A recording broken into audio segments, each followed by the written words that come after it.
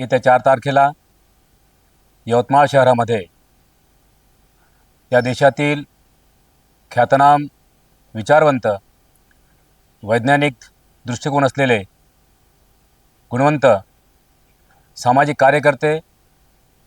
विज्ञानवादाचा पुरस्कार करणारे, समाजवादाचा स्वीकार करणारे,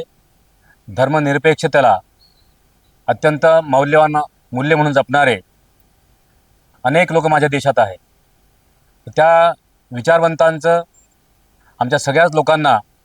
प्रबोधन व्हावं, त्यांचे विचार सर्वसामान्य माणसाच्या, बुद्धिवंत माणसाच्या, ज्ञानी माणसाच्या आणि अज्ञानी माणसाच्या मनात देखील हे रुजवले जावेत।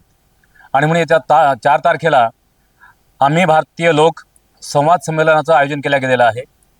या जिल्ह्यामध्ये आमची आम्ही भारतीय लोक संवाद संमेलन समिती यवतमाळ यांच्या वतीने अतिशय सुंदर आयोजन केलं गेलं आणि या संमेलनामध्ये प्रत्यक्ष वक्ते म्हणून सहभागी होणारे आदरणीय राजीव गांधींच्या संपूर्ण वैज्ञानिक प्रक्रियेमध्ये किंवा संगणकीकरणीच्या प्रक्रियेमध्ये सहभागी झालेले अतिशय कुशाग्र बुद्धीचे सॅम पित्रोदा, त्यानंतर निरंजन टकले,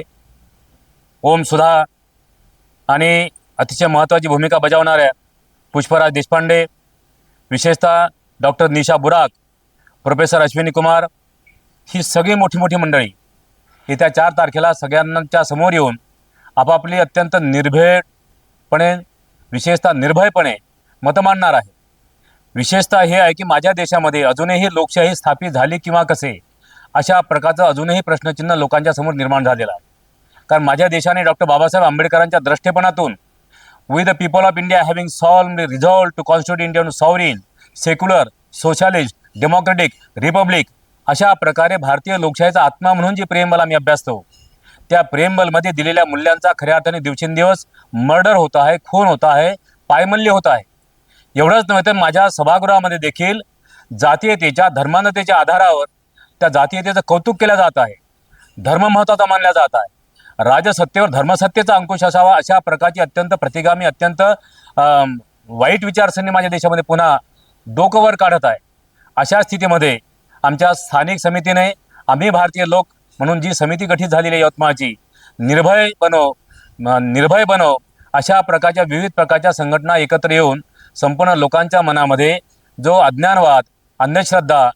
विशेषतः निर्बुद्धपणा जो पसरवला जात आहे, या पार्श्वभूमीवर ही 4-5 मंडळी आमच्या यवतमाळ जिल्ह्यामध्ये 4 तारखेला येत आहे। आणि म्हणून 12 वाजतापासून तर 4 वाजेपर्यंत आम्ही भारतीय लोक संवाद यात्रा, संवाद संमेलन या ठिकाणी आयोजित केलं गेलेलं आहे। या ठिकाणी पंडित जवाहरलाल नेहरू, महात्मा गांधी, लाल बहादूर शास्त्री, मोठमोठ्या विचारवंतांची, मोठमोठ्या राज्यकर्त्यांचे, त्यापेक्षा समाज सुधारकांनी ज्यांनी स्वतःची समर्पित भूमिका घेऊन स्वतःच्या समाजाला मजबूत करण्याचे प्रयत्न केले, हा खास समाज सुखी संपन्न आणि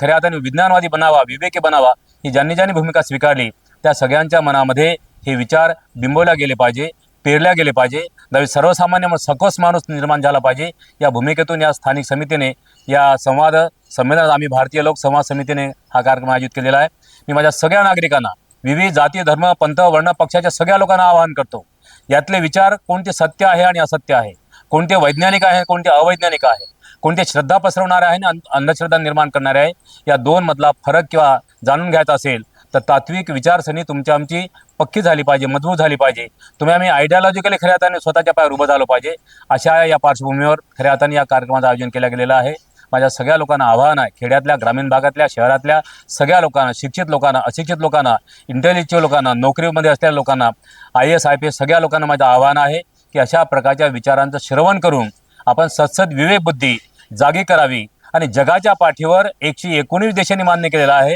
की जगातली सर्वोत्कृष्ट लोकशाही कोणती असेल तर ती भारतीय लोकशाही आहे। डॉक्टर बाबासाहेब आंबेडकरांनी जगातल्या 60 देशांच्या राज्यघटनांचा गांभीर्याने विचार करून बाबासाहेबांनी एक लोकशाहीचं महाकाव्य लिहिलं। या महाकाव्यामध्ये कोणती प्रजासत्ताक भारताची नैतिक मूल्य आहे ते जपण्याच्या दृष्टिकोनातून आणि प्रत्यक्ष वर्तनातून ते वास्तवात आणण्याच्या दृष्टिकोनातून येत्या 4 तारखेला होऊ घातलेल्या आम्ही भारतीय लोक संवाद संमेलनामध्ये सर्वांनी सहभागी व्हावं आणि त्यातून बोध घ्यावा अशी मी विनंती करतो आणि या ठिकाणी माझे आवाहनपर 2 शब्द थांबवतो।